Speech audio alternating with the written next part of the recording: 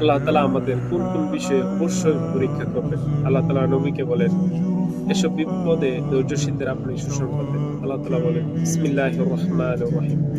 ওয়ালানাবলুওয়ান্নাকুম বিশাইইম মিনাল খাউফি ওয়াল জুই ওয়া নাকসিম মিনাল আমওয়ালি ওয়াল আনফুসি ওয়াস সামাওয়াত ওয়া বাশশিরিস সাবিরিন।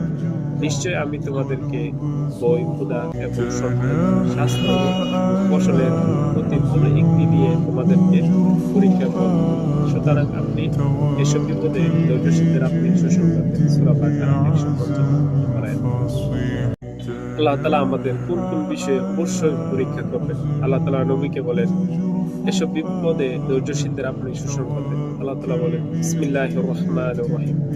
ওয়ালানাবলুওয়ান্নাকুম বিশাইইম মিনাল খাউফি ওয়াল জুই ওয়া নাকসিম মিনাল আমওয়ালি ওয়াল আনফুসি ওয়াস সামাওয়াত ওয়া বাশশিরিস সাবিরিন।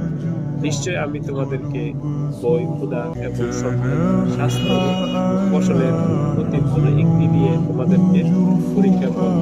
সুতরাং আপনি এসব বিপদে ধৈর্যশীলদের আপনি সুসংবাদ দেন। সূরা বাকারা 155 আয়াত।